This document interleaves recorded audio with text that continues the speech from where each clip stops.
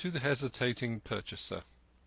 If sailor tales to sailor tunes, storm and adventure, heat and cold, if schooners, islands, and maroons, and buccaneers and buried gold, and all the old romance retold, exactly in the ancient way, can please as me they pleased of old, the wiser youngsters of to-day, so be it, and fall on. If not, if studious youth no longer crave, his ancient appetites forgot, Kingston or Ballantyne the brave, or Cooper of the Wood and Wave, so be it also, and may I and all my pirates share the grave where these and their creations lie. To Lloyd Osborne, an American gentleman, in accordance with whose classic taste the following narrative has been designed. It is now, in return for numerous delightful hours, and with the kindest wishes, dedicated by his affectionate friend, the author. Part 1. The Old Buccaneer. Chapter 1. At the Admiral Benbow. Squire Trelawney, Dr. Livesey, and the rest of these gentlemen, having asked me to write down the whole particulars about Treasure Island from the beginning to the end, keeping nothing back but the bearings of the island, and that only because there is still treasure not yet lifted, I take up my pen in the year of grace 17 and go back to the time when my father kept the Admiral Benbow Inn, and the brown old seaman with the sabre cut first took up his lodging under our roof. I remember him as if it were yesterday, as he came plodding to the inn door, his sea-chest following behind him in a hand-barrow. A tall, strong, heavy, nut-brown man, his tarry pigtail falling over the shoulders of his soiled blue coat, his hands ragged and scarred with dirty broken nails, and the sabre cut across one cheek, a dirty, livid white. I remember him looking round the cove and whistling to himself as he did so, and then breaking out in that old sea-song that he sang so often afterwards. 50 men on a dead man's chest, yo-ho-ho, and a bottle of rum, in the high old tottering voice that seemed to have been tuned and broken at the capstan bars. Then he rapped on the door with a bit of a stick like a handspike that he carried, and when my father appeared, called roughly for a glass of rum. This, when it was brought to him, he drank slowly like a connoisseur, lingering on the taste, and still looking about him at the cliffs and up at our signboard. "This is a handy cove," says he at length, "and a pleasant sitiated grog shop. Much company, mate?" My father told him no, very little company, the more was the pity. "Well, then," says he, "this is the berth for me. Here, you matey," he cried to the man who trundled the barrow, "bring up alongside and help up my chest. I'll stay here a bit," he continued. "I'm a plain man. Rum and bacon and eggs is what I want, and that head up there to watch ships off. What you mun't call me? You mun't call me Captain. Oh, I see what you're at. There!" And he threw down 3 or 4 gold pieces on the threshold. "You can tell me when I've worked through that," said he, looking as fierce as a commander. And indeed, bad as his clothes were, and coarsely as he spoke, he had none of the appearance of a man who sailed before the mast, but seemed like a mate or a skipper, accustomed to be obeyed or to strike. The man who came with the barrow told us the mail had set him down the morning before at the Royal George, that he had inquired what inns were along the coast, and hearing ours well spoken of, I suppose, and described as lonely, had chosen it from the others for his place of residence. And that was all we could learn of our guest. He was a very silent man by custom. All day he hung round the cove or upon the cliffs with a brass telescope. All evening he sat in the corner of the parlour next the fire, and drank rum and water, very strong. Mostly he would not speak when spoken to, only look up sudden and fierce, and blow through his nose like a foghorn, and we and the people who came about our house soon learned to let him be. Every day when he came back from his stroll he would ask if any seafaring men had gone by along the road. At first we thought it was the want of company of his own kind that made him ask this question, but at last we began to see he was desirous to avoid them. When a seaman put up the Admiral Benbow, and now and then some did, making by the coast road for Bristol, he would look in at him through the curtained door before he entered the parlour, and he was always sure to be as silent as a mouse when any such was present. For me, at least, there was no secret about the matter, for I was, in a way, a sharer in his alarms. He had taken me aside one day and promised me a silver fourpenny on the first of every month if I would only keep my weather eye open for a seafaring man with one leg, and let him know the moment he appeared. Often enough, when the first of the month came round, and I applied to him for my wage, he would only blow through his nose at me and stare me down, but before the week was out he was sure to think better of it, bring me my fourpenny piece, and repeat his orders to look out for the seafaring man with one leg. How that personage haunted my dreams I need scarcely tell you. On stormy nights, when the wind shook the four corners of the house and the surf roared along the cove and up the cliffs, I would see him in 1,000 forms and with 1,000 diabolical expressions. Now the leg would be cut off at the knee, now at the hip. Now he was a monstrous kind of a creature who never had but one leg, and that in the middle of his body. To see him leap and run and pursue me over the hedge and ditch was the worst of nightmares, and altogether I paid pretty dear for my monthly fourpenny piece in the shape of these abominable fantasies. But though I was so terrified by the idea of the seafaring man with one leg, I was far less afraid of the captain himself than anybody else who knew him. There were nights when he took a great deal more rum and water than his head would carry, and then he would sometimes sit and sing his wicked old wild sea-songs, minding nobody. But sometimes he would call for glasses round, and force all the trembling company to listen to his stories, or bear a chorus to his singing. Often I have heard the house shaking with yo-ho-ho and a bottle of rum, all the neighbours joining in for dear life with the fear of death upon them, and each singing louder than the other to avoid remark. For in these fits he was the most overriding companion ever known. He would slap his hand on the table for silence all around.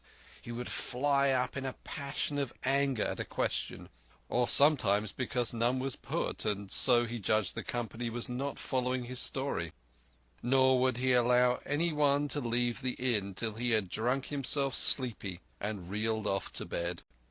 His stories were what frightened people worst of all. Dreadful stories they were, about hanging and walking the plank, and storms at sea, and the dry Tortugas, and wild deeds and places on the Spanish Main.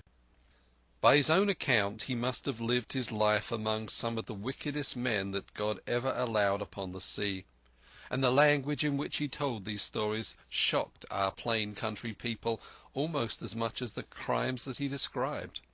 My father was always saying the inn would be ruined, for people would soon cease coming there to be tyrannized over and put down, and sent shivering to their beds. But I really believe his presence did us good. People were frightened at the time, but on looking back they rather liked it. It was a fine excitement in a quiet country life, and there was even a party of the younger men who pretended to admire him, calling him a true sea-dog and a real old salt, and such like names, and saying there was the sort of man that made England terrible at sea. In one way, indeed, he bade fair to ruin us, for he kept on staying week after week, and at last month after month, so that all the money had been long exhausted, and still my father never plucked up the heart to insist on having more. If ever he mentioned it, the captain blew through his nose so loudly that you might say that he roared, and stared my poor father out of the room. I have seen him wringing his hands after such a rebuff, and I am sure the annoyance and the terror he lived in must have greatly hastened his early and unhappy death. All the time he lived with us the captain made no change whatever in his dress but to buy some stockings from a hawker.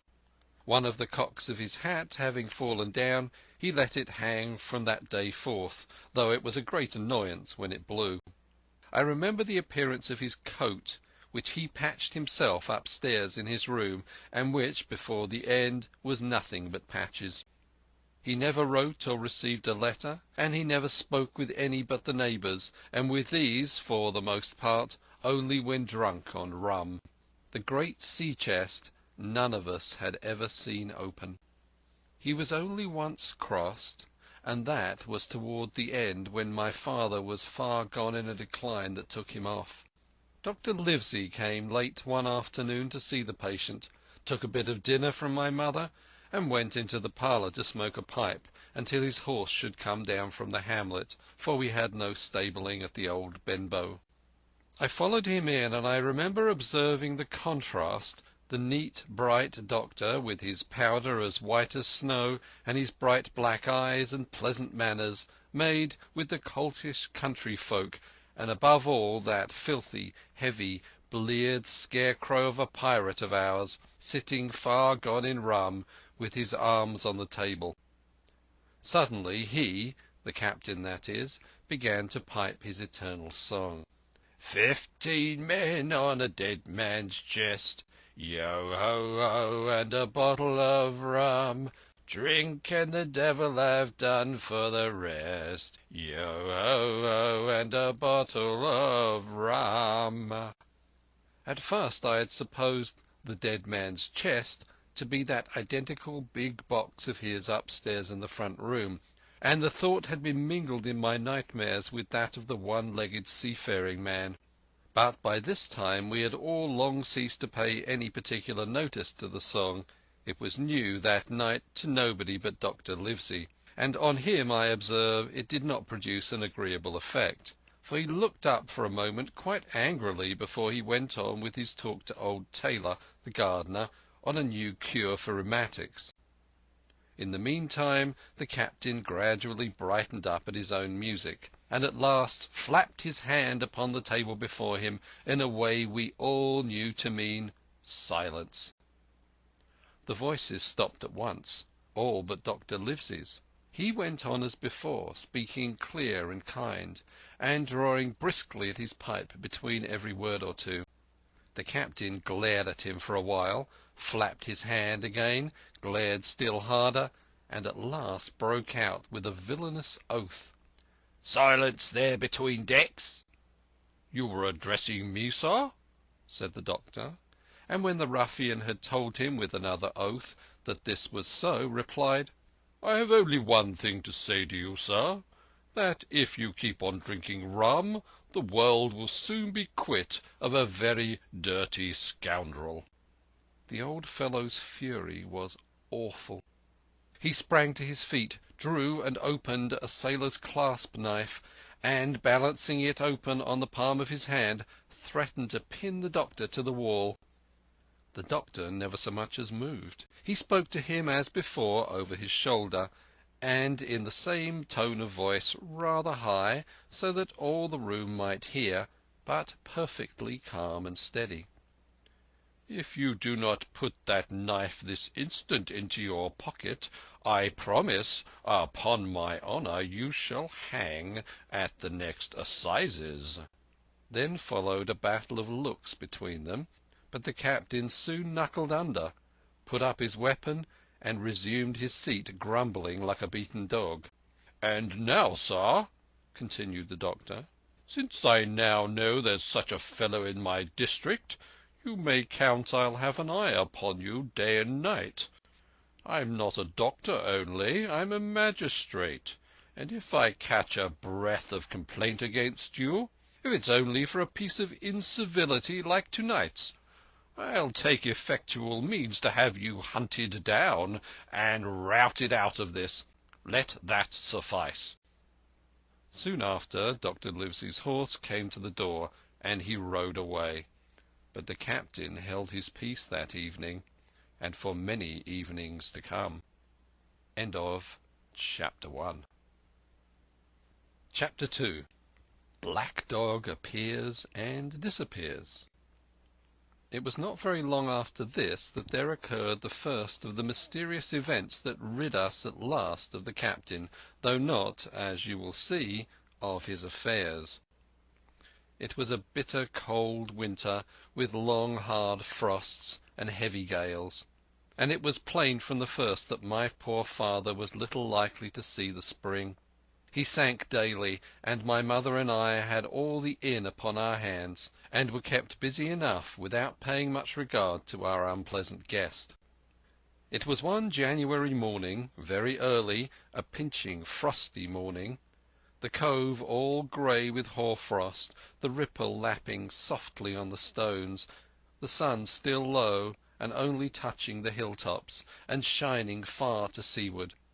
The captain had risen earlier than usual, and set out down the beach, his cutlass swinging under the broad skirts of the old blue coat, his brass telescope under his arm, his hat tilted back upon his head. I remember his breath hanging like smoke in his wake as he strode off, and the last sound I heard of him, as he turned the big rock, was a loud snort of indignation, as though his mind was still running upon Dr. Livesey. Well, mother was upstairs with father, and I was laying the breakfast table against the captain's return, when the parlour door opened, and a man stepped in on whom I had never set my eyes before.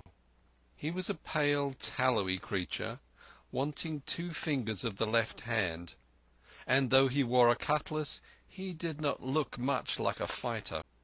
I had always my eyes open for seafaring men, with 1 leg or 2, and I remember this one puzzled me. He was not sailory, and yet he had a smack of the sea about him too. I asked him what was for his service, and he said he would take rum. But as I was going out of the room to fetch it, he sat down upon a table and motioned to me to draw near. I paused where I was with my napkin in my hand. "Come here, sonny," said he. "Come nearer here." I took a step nearer. "Is this here table for my mate Bill?" he asked with a kind of leer. I told him I did not know his mate Bill, and this was for a person who stayed at our house, whom we called the captain. "Well," said he, "my mate Bill would be called the captain, like as not. He has a cut on 1 cheek, and a mighty pleasant way with him, particularly in drink, has my mate Bill. We'll put it, for argument like, that your captain has a cut on 1 cheek, and we'll put it, if you like, that cheek's the right one. Ah, well, I told you. Now, is my mate Bill in this here house?" I told him he was out walking. "Which way, sonny? Which way is he gone?" And when I pointed out the rock and told him how the captain was likely to return, and how soon, and answered a few other questions, "Oh," said he, "this'll be as good as drink to my mate Bill." The expression of his face as he said these words was not at all pleasant, and I had my own reasons for thinking that the stranger was mistaken, even supposing he meant what he said. But it was no affair of mine, I thought, and besides, it was difficult to know what to do. The stranger kept hanging about just inside the inn door, peering round the corner like a cat waiting for a mouse. Once I stepped out myself into the road, but he immediately called me back, and as I did not obey quick enough for his fancy, a most horrible change came over his tallowy face, and he ordered me in with an oath that made me jump. As soon as I was back again he returned to his former manner, half fawning, half sneering, patted me on the shoulder and told me I was a good boy, and he had taken quite a fancy to me. "I have a son of my own," said he, "as like to you as 2 blocks, and he's all the pride of my heart. But the great thing for boys is discipline, sonny. Discipline. Now, if you had sailed along of Bill, you wouldn't have stood there to be spoke to twice, not you. That was never Bill's way, nor the way of sich as sailed with him. And here, sure enough, is my mate Bill, with a spyglass under his arm. Bless his old heart, to be sure. You and me just go back into the parlour, sonny, and get behind the door, and we'll give Bill a little surprise. Bless his heart, I say again." So saying, the stranger backed along with me into the parlour, and put me behind him into the corner, so that we were both hidden by the open door. I was very uneasy and alarmed, as you may fancy, but it rather added to my fears to observe that the stranger was certainly frightened himself.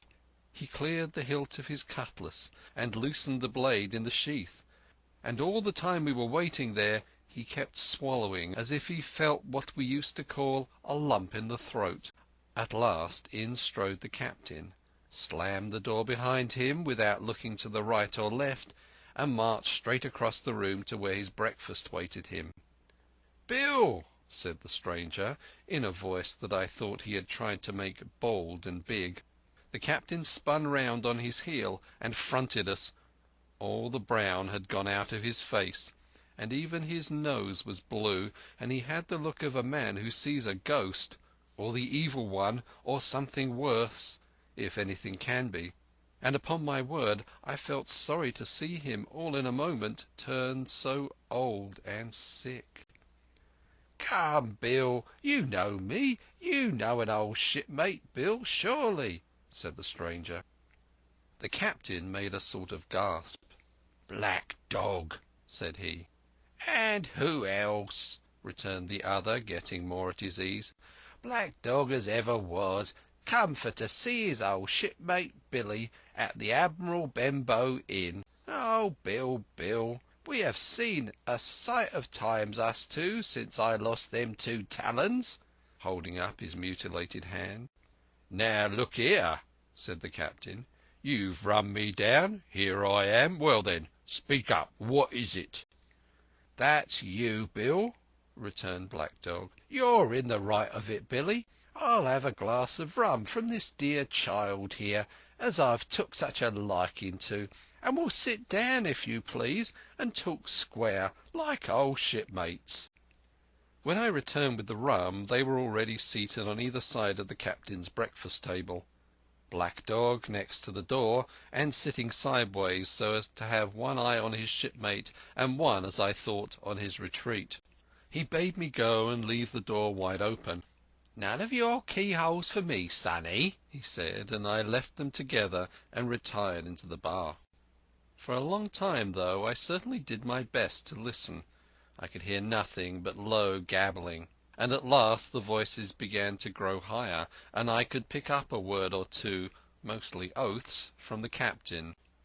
"No, no, no, no, and an end of it," he cried once, and again, "If it comes to swinging, swing all, say I." Then all of a sudden there was a tremendous explosion of oaths and other noises. The chair and table went over in a lump. A clash of steel followed, and then a cry of pain, and the next instant I saw Black Dog in full flight, and the captain hotly pursuing, both with drawn cutlasses, and the former streaming blood from the left shoulder. Just at the door the captain aimed at the fugitive one last tremendous cut, which would certainly have split him to the chin had it not been intercepted by our big signboard of Admiral Benbow. You may see the notch on the lower side of the frame to this day. That blow was the last of the battle. Once out upon the road, Black Dog, in spite of his wound, showed a wonderful clean pair of heels, and disappeared over the edge of the hill in half a minute. The captain, for his part, stood staring at the signboard like a bewildered man. Then he passed his hand over his eyes several times, and at last turned back into the house. "Jim," says he, "rum." And as he spoke he reeled a little, and caught himself with one hand against the wall. "Are you hurt?" cried I. "Rum," he repeated. "I must get away from here. Rum, rum." I ran to fetch it, but I was quite unsteadied by all that had fallen out, and I broke one glass and fouled the tap, and while I was still getting in my own way, I heard a loud fall in the parlour, and running in beheld the captain lying full length upon the floor. At the same instant my mother, alarmed by the cries and fighting, came running downstairs to help me.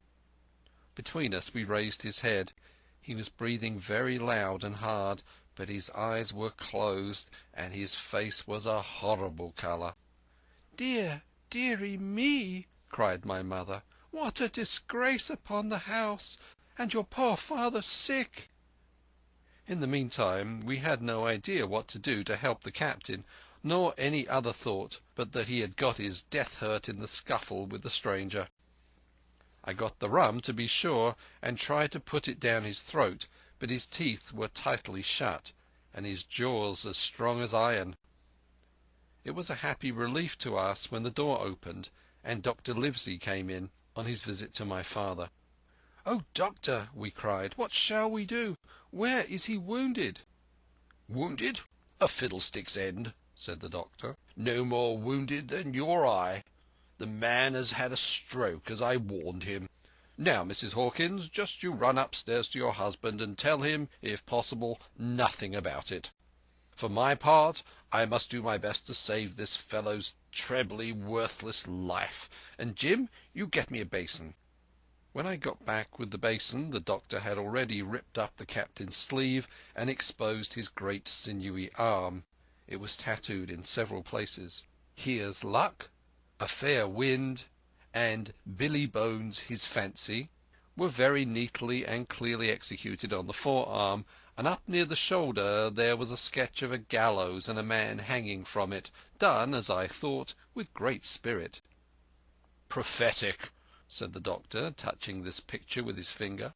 "And now, Master Billy Bones, if that be your name, we'll have a look at the colour of your blood. Jim," he said, "are you afraid of blood?" "No, sir," said I. "Well, then," said he, "you hold the basin." And with that he took his lancet and opened a vein. A great deal of blood was taken before the captain opened his eyes and looked mistily about him. First he recognized the doctor with an unmistakable frown. Then his glance fell upon me, and he looked relieved. But suddenly his colour changed, and he tried to raise himself, crying, "Where's Black Dog?" "There's no black dog here," said the doctor, "except what you have on your own back. You have been drinking rum. You have had a stroke, precisely as I told you, and I have just, very much against my own will, dragged you head foremost out of the grave. Now, Mr. Bones—" "That's not my name," he interrupted. "Much I care," returned the doctor. "It's the name of a buccaneer of my acquaintance, and I'll call you by it for the sake of shortness. But what I have to say to you is this. One glass of rum won't kill you, but if you take one you'll take another and another, and I'll stake my wig if you don't break off short you'll die. Do you understand that? Die, and go to your own place, like the man in the Bible. Come now, make an effort. I'll help you to your bed for once." Between us, with much trouble, we managed to hoist him upstairs and laid him on his bed, where his head fell back on the pillow as if he was almost fainting. "Now, mind you," said the doctor, "I clear my conscience. The name of rum for you is death." And with that he went off to see my father, taking me with him by the arm. "This is nothing," he said, as soon as he had closed the door. "I have drawn blood enough to keep him quiet a while. He should lie for a week where he is. That is the best thing for him and you. But another stroke would settle him." End of chapter 2.